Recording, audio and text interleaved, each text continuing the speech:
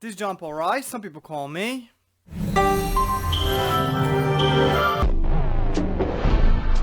Quick shout out to Lauren Roberts, he's been catching quite a few videos. Thank you, shout out for you. Today we're talking about Kylo Ren and how he's not actually this sympathetic, beat down, hard knocks villain, and how the other villains in Star Wars, and most of the other main villains in Star Wars, were. So let's take a look at this little Reddit post I found, and let's get into it. Here you can see, Kylo Ren is not a tragic character. In fact, he is quite possible the most unsympathetic villain in all Star Wars. I guess they mean quite possibly. Anyway, so here he goes on to list a few of them. Let's just go through what he lists. Darth Vader grew up among slaves, saw his mother die due to being brutally tortured, and fought a galactic war for 3 years, all before he had turned 24. Yeah, sounds pretty tragic. Tarkin fought in the Clone Wars, not so much there. Boba Fett saw his dad be decapitated in front of him and was forced to make a living as a bounty hunter since the age of 11. Yeah, I mean, sounds pretty brutal. Darth Maul was brutally indoctrinated to become the ultimate dark side fighter since childhood by both Palpatine and Night Sisters. Jango Fett saw his Mandalorian comrades be killed by the Jedi. General Grievous lost his wife in a war against a faction that was allied with the Jedi, and because of that developed an extreme hatred of them and changed his name to Grievous because he was grieving his wife. Later he lost 90% of his entire body and was turned into the ultimate anti-Jedi weapon by Dooku. Also worth noting that Dooku was actually secretly behind the incident that damaged his body to the point that he needed his cybernetic body. I never knew that history. Interesting. Dooku, his apprentice, died.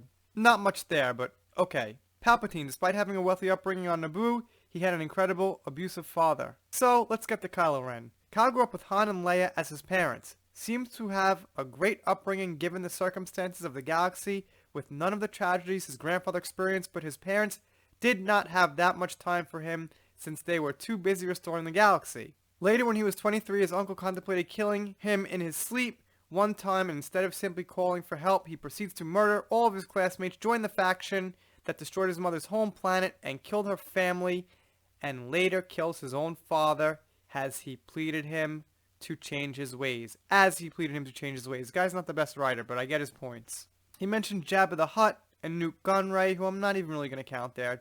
We got enough. Tarkin and Dooku might not have had much tragedies in life compared to the rest of the villains, but at least they became respectable leaders in their respective fields. Kylo, on the other hand, is a tantrum-throwing man-child who motivates...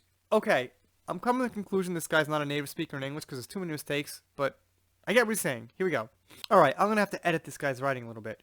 Kylo, on the other hand, is a tantrum-throwing man-child whose motivations are completely nonsensical.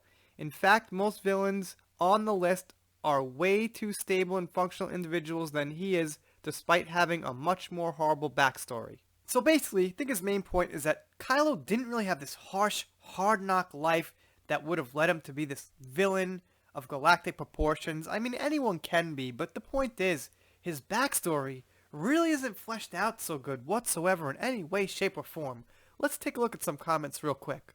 This guy says, none of the Disney era villains are sympathetic, none of them are even cool, except, of course, Krennic. Yeah, Krennic was kinda cool. He had motivations, he was like scared of Vader, you were nervous for him to fail. Yeah, Krennic was pretty good.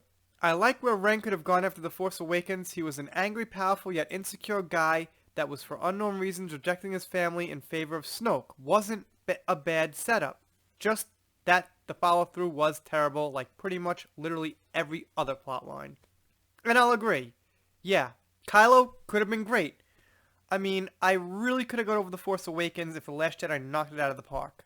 I don't like The Force Awakens, but if I waited, The Last Jedi came up, Kylo was intimidating, he whoops everyone's ass, maybe aside from Luke, who stays out of the battle, maybe, but, it could have been really good. Finn could have been great, even Poe could have been fine. Ugh. The message seems to be that if you're a product of poverty, personal loss, or childhood indoctrination, and then turn to the dark side, you are unforgivable. If you are raised wealthy and privileged, and then turn to the dark side, you are forgivable. Yeah, I guess a little political message there that this guy has possibly a nice little theory on. Kylo Ren, according to Disney, is a victim of affluenza. The common thread between Maul, Dooku, Bubba, Jango, Tarkin, Vader, Ventress, Palpatine, and Grievous is abandonment. Either they were taken from someone or someone else was taken from them, or they were emotionally abandoned. It's hard to sympathize with Kylo when he brought the abandonment upon himself for no clear reason. Yeah, I'm going to leave it there with that comment because, I think that was a great comment. Kylo just didn't have the backstory, the emotional background to grow into this villain we could sympathize with yet hate. And what if Reylo did happen? What would that make him then? Then he'd be kind of this, like, weak backstory villain who gets the girl? Anyway, let me know what you think of that down below. I'm doing shout-outs, special thanks, things like that. Click that subscribe button, smash it, whatever you want to do to get subscribed, and I will see you next time. I script to end the videos, and that's okay, because not sure who's watching at this point.